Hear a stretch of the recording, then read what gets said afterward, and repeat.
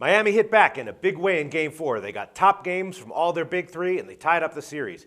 And Miami coming back strong after the embarrassing Game 3 blowout is, of course, par for the course in the NBA playoffs. And now for Game 5, the Spurs are +1 at home, a very similar line to the closing line for Game 4.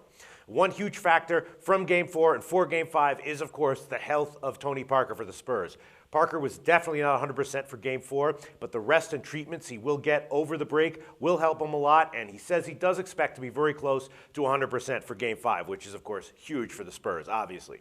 And another key factor is how terrifically LeBron, Bosh, and Wade all played in Game 4, and when all three of them have big games, the Heat are nearly unbeatable. But as we've seen over the course of the playoffs this year, they do regularly have subpar games here and there.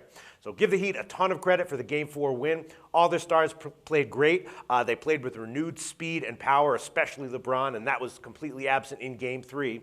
And they appeared to get a huge boost from putting Mike Miller in the starting lineup, which really opened up the floor for them on offense and was a contributing factor to the big three all having big games offensively.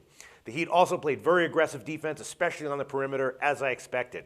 But the game was still tied at the half, and Parker said he got fatigued in the second half from his injury. So for Game 5, the Heat, of course, could very well give another elite performance and get the win. But in this one, I think I'm going to take the Spurs to win on the money line at +104. There are questions for the Spurs here. Parker's injury, Manu Ginobili not playing well at all, and how to stop the big three on offense with the Heat now going smaller with Miller on the court. But I think that if Parker does return at 100% and Bosh or Wade has an off night, then the Spurs should have a small edge, and they probably have small value as a home underdog. So I'll take the Spurs to win Game 5 at +104.